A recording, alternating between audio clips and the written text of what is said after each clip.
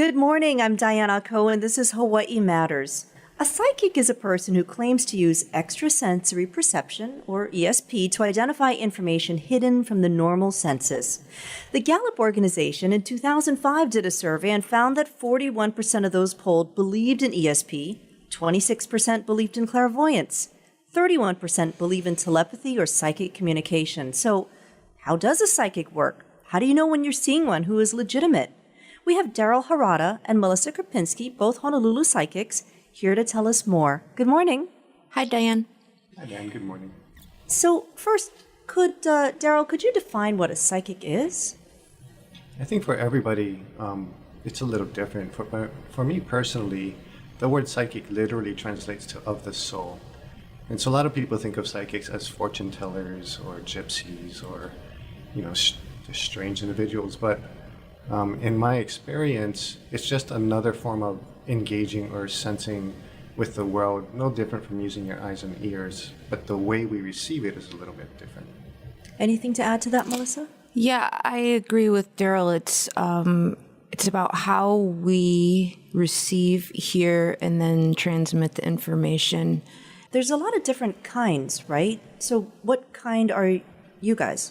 I would say primarily I'm clairsentient, so I feel my clients' emotions and then the people associated with them.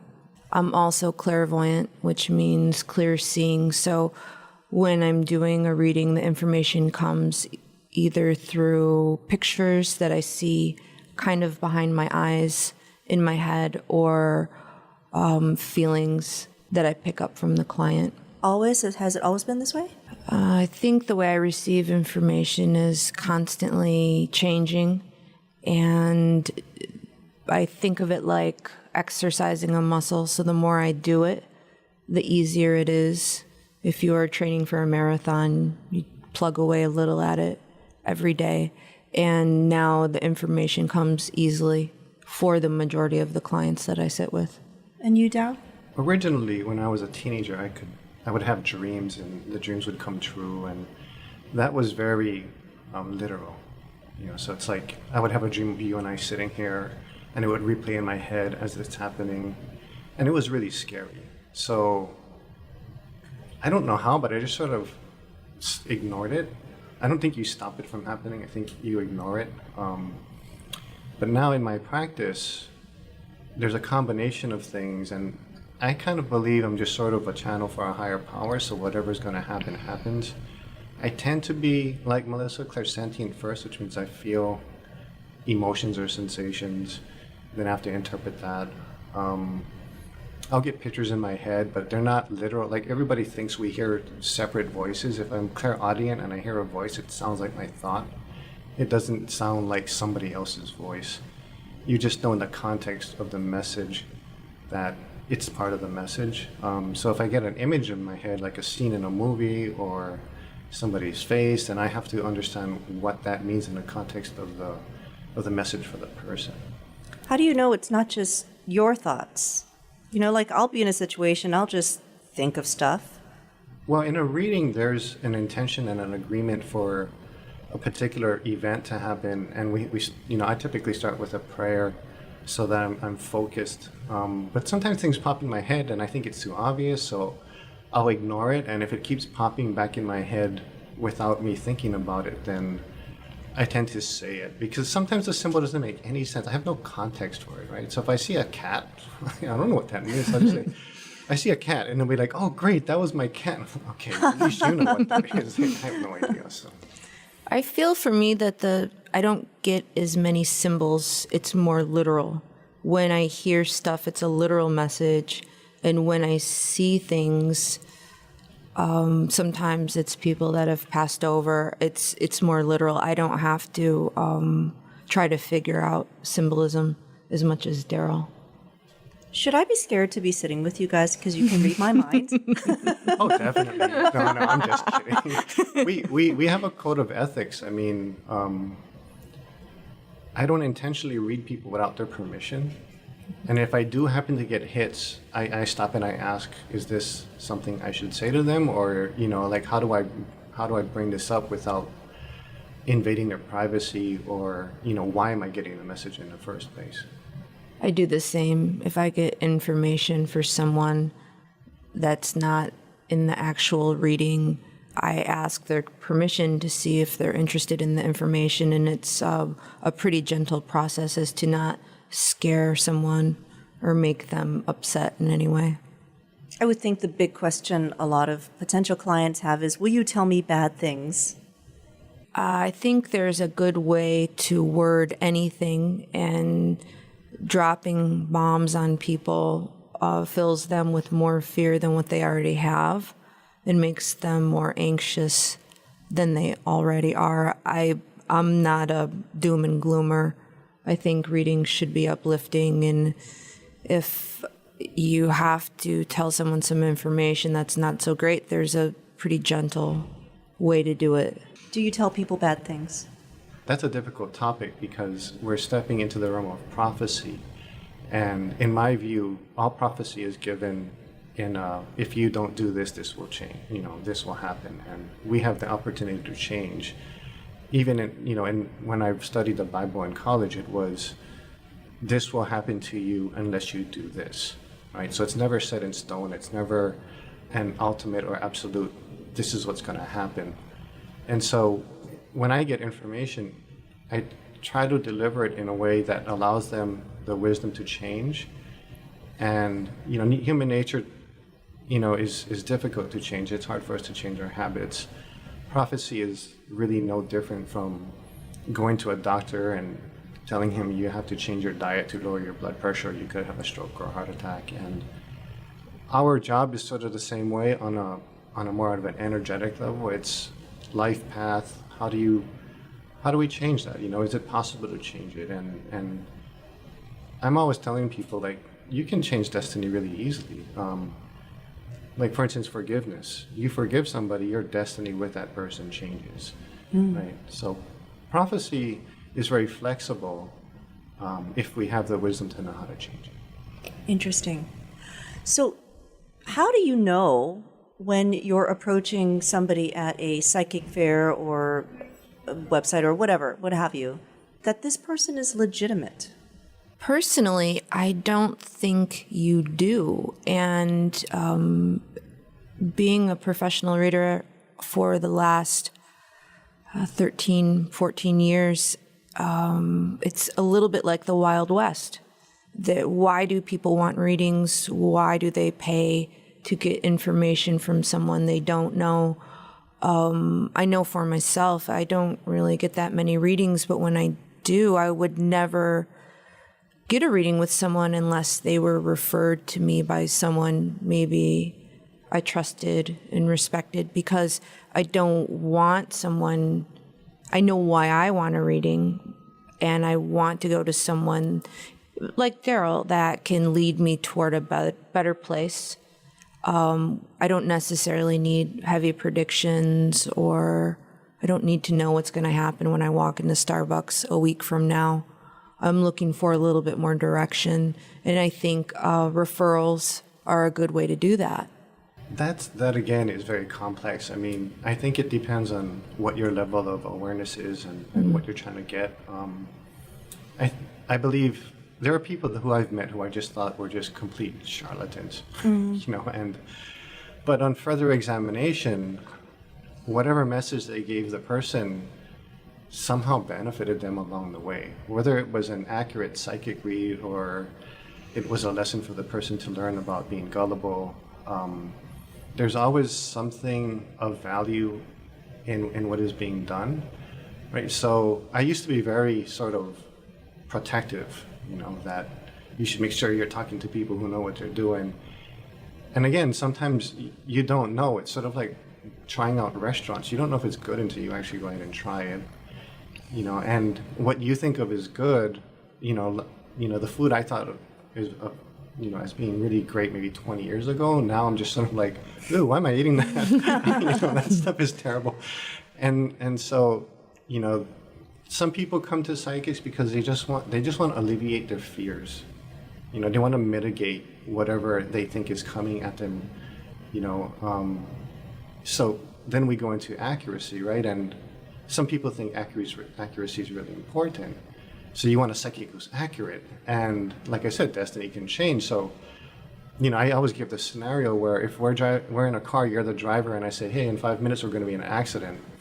And we are. Yeah, that's great, right? No, not really. So, Great for your prediction record. right, it's good for my prediction record, but not for our necks and backs. But, if I were to say, hey, there's going to be a problem up ahead in 5 minutes if we don't get into the next lane, so we change lane, nothing happens. Am I accurate? Like, there's no way to know, right? So, when you're looking at whether it's hard to judge a psychic on that sense, right? I think a good reading is when I tell the client something that they already knew in the back of their mind. If I say something to them and they're like, that's what I thought, that's the kind of reading I like, because that means they're tuned in. They just need a little confirmation. Is there a governing body for psychics, like a union or any kind It's of... the Wild West. You don't know? There is none.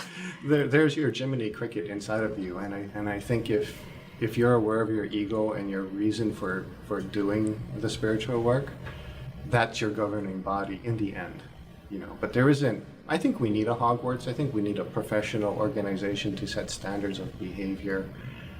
But then again, that contradicts what I said earlier about there's different people applying what we do at different levels, and each level talks to a particular, mindset that's ready for that message. So that would be, what would you have, like 101? This is kindergarten. This, you know what I mean? It would be interesting to try to do that.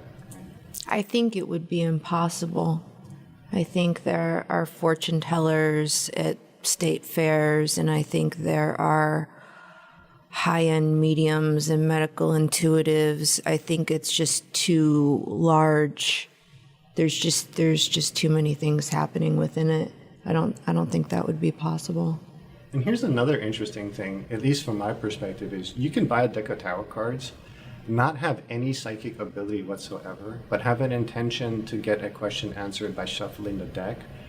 And through the exchange of the energy between your intention and the cards, you're going to get a pretty accurate reading just by reading out of the book, right? So what we're doing on one level is just sensory perception, right? And then what you're doing in a card reading is, engaging with energies to get like symbolism and direction from that. So there's so many different ways to do this, right? And then, so how would you judge? Like if somebody's just really good at knowing what the cards say and interpreting them, but they don't really have any, like I don't see auras, you know what I mean? Like my friend in Chicago does that. He'll just look at you and he'll just look at your aura. And I envy him so much. But you still have to interpret what the colors mean. And I'm like, but it's fun, isn't it? And then I thought about it. I was like, yeah, if I was walking around and I couldn't actually see somebody's face clearly, but I just saw like their energy, it would be kind of a bummer.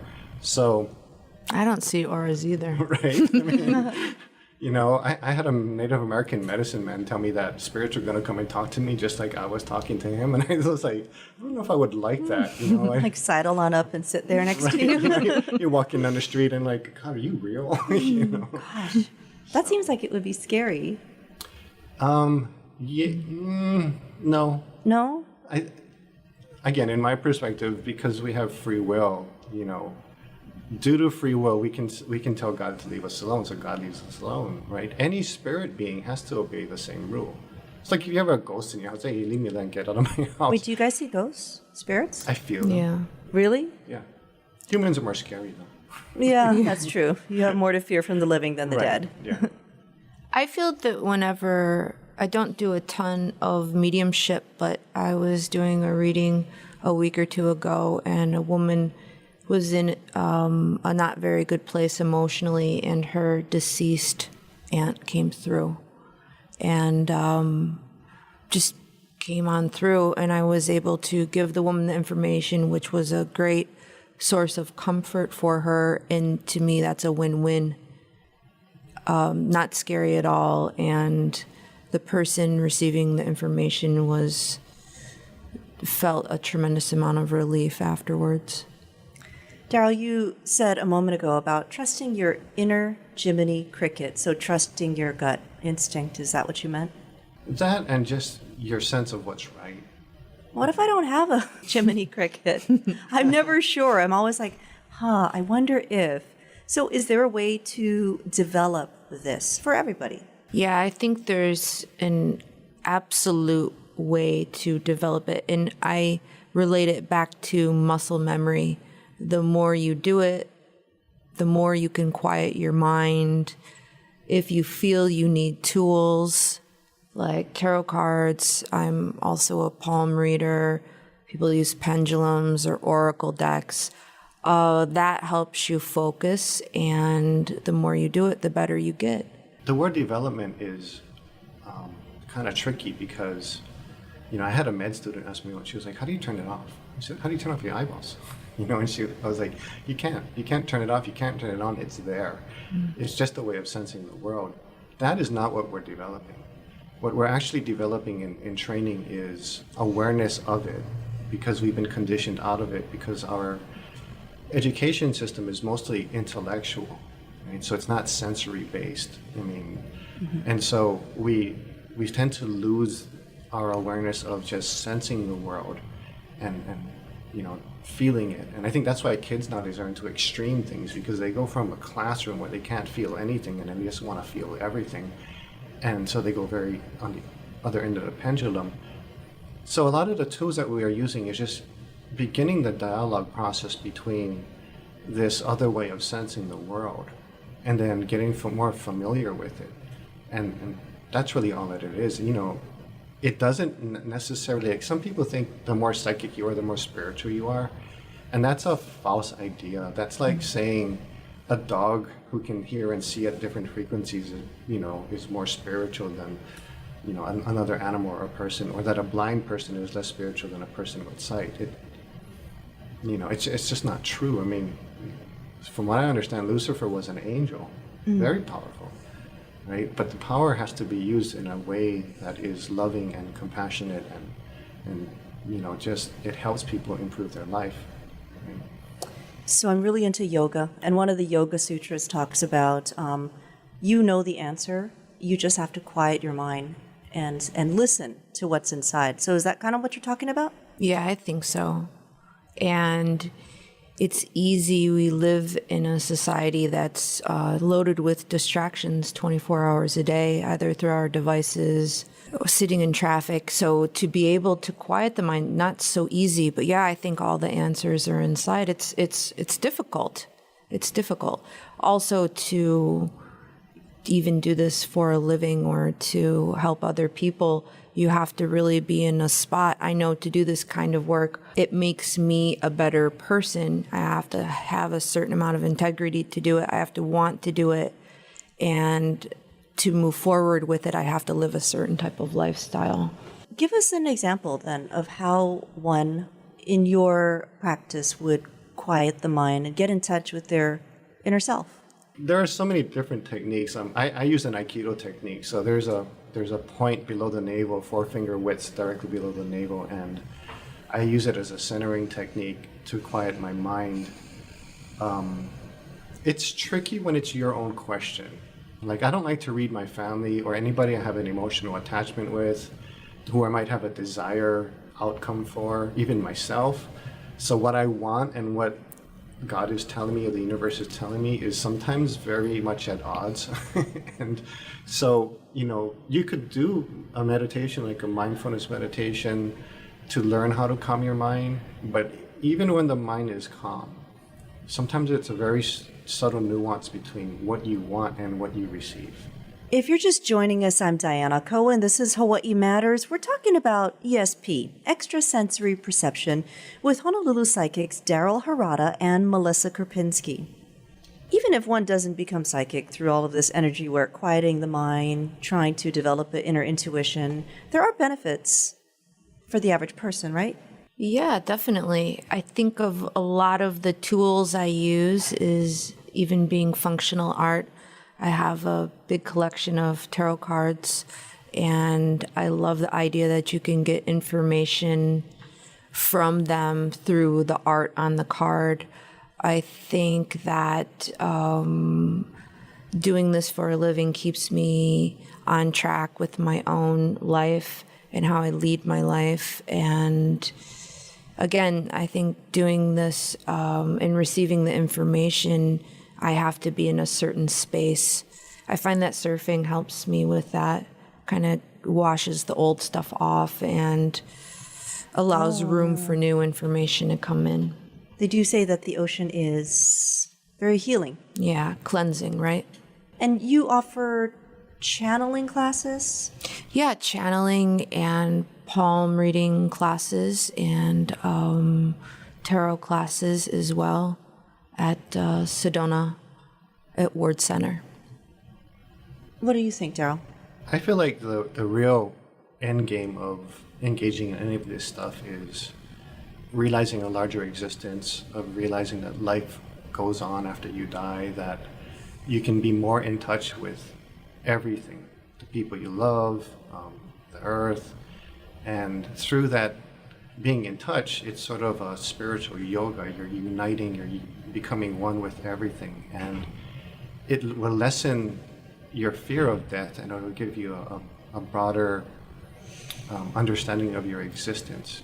And I think when people do that, they become, when they're less fearful and they're less survival mechanism oriented, they're less greedy because they have more trust, in things. And to me, that's the true end game of this.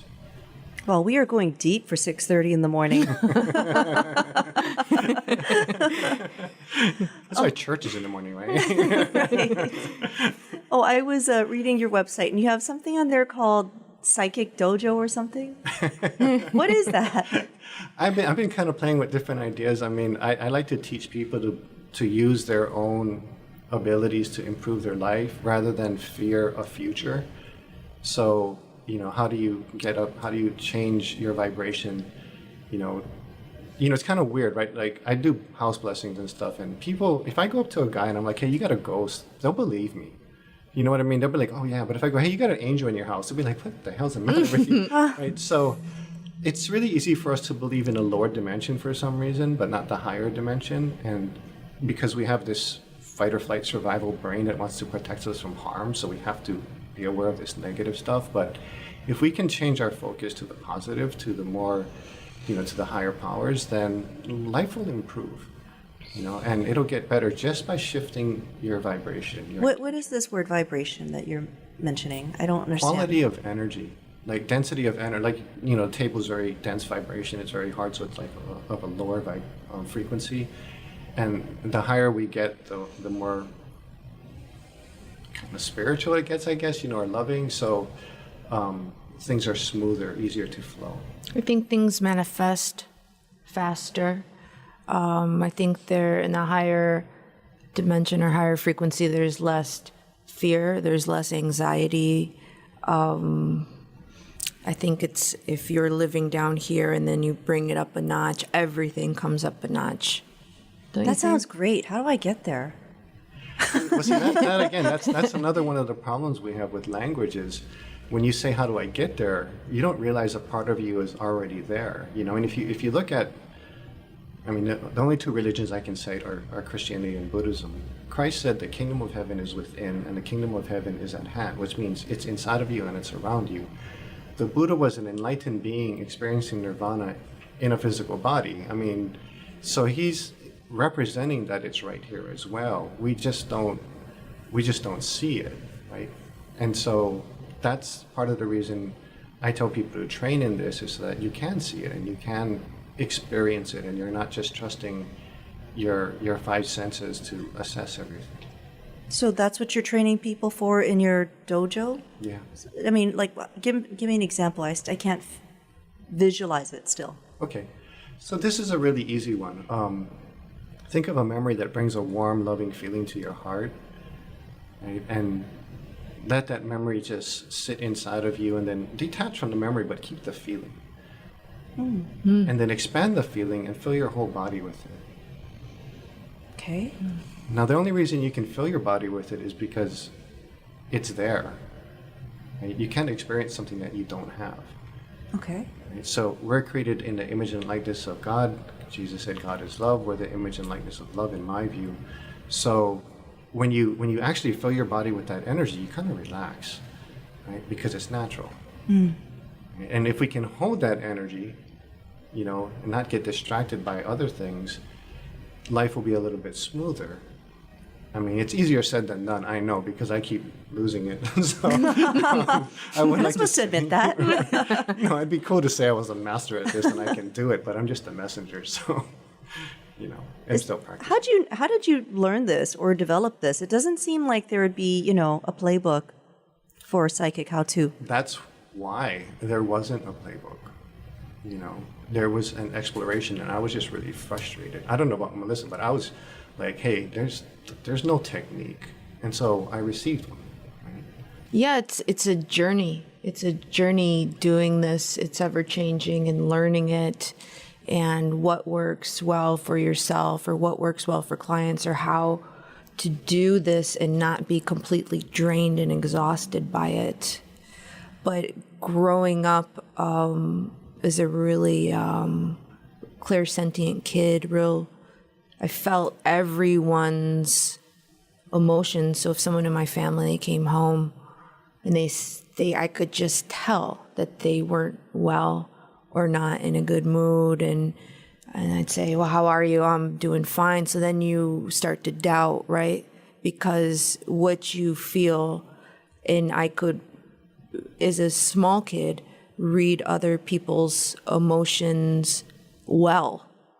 And it put me in this kind of chronic state of sort of stress, thinking that I could tell if somebody didn't like me, or if somebody was upset, yet their poker face is pretty good, and it just left me confused. So I think it was a quest to try to make sense of what I was experiencing and then serving others. Because you're a little kid and you haven't really quite learned all the rules of Right. society's little nuances and Sure. that complicated dance we do with white lies. Yeah. Yeah, that's right. So if you walk in a room and like you don't know anybody, do you recognize if someone else is intuitive? I try not to. I mean, that's not my goal. I mean, does it just happen sometimes? You know, for me, it's turned off a lot of the time if I'm going somewhere or I'm going to my other job. It's not my goal to read people or read their thoughts or any of that. So I try to have a good boundary with that. What's your other job? I am a hairdresser. That's so random. Psychic No, hairdresser. it's the same job, actually. Just It is the the pay same? scale's a little different, yeah. It's the same Why job. is it the same? You're working as a hairdresser, you're working on someone's head, which is where they receive information. And I think oftentimes it's not just a haircut. I think it's healing. I think people are there for the experience and to connect with a certain frequency and share whatever it is they need to share. I don't look at it as, I think it's the same job. So a little bit of therapy your clients get? A little bit. I love my hairdresser. He looks like Farrah Fawcett, but Filipino. And we do dish. Yeah. I don't know that he's psychic, though. What about you? This is all I do. It's just spiritual work, you know. But it's really interesting. Like, we had a photographer in Sedona one day, and she was like, "Oh my God, you have such an amazing gift." And I was like, "Well, so do you." She's like, "No, yours is different." I said, "No, it's not." I go, "You take pictures, and it makes people happy." Right? There's a spiritual connection going on through that. I mean, I think anything can be spiritual. So, what is the most fulfilling part of the job for you? I think the most fulfilling part is doing some work for my client and having them, you can see the relief on their face, you can feel the anxiety leave their body. They're more grounded and have a better sense of what their next step is. And it's the best part for me. Yeah, I agree with Melissa. But I also like it when people see their greater self or their greater connection. Yeah, for sure. Okay, thanks for listening this morning. We've been talking with Honolulu psychics Daryl Harada and Melissa Kerpinski about their craft and how that mysterious world works. And if you are inclined to visit one, how to find a legitimate one. More information on them at darylharada.com and melissakerpinski.com. And I will recap this and those links from this radio interview on my Facebook fan page, Diane Ako. I'm Diane Ako from KHON2 News, and this is Hawaii Matters.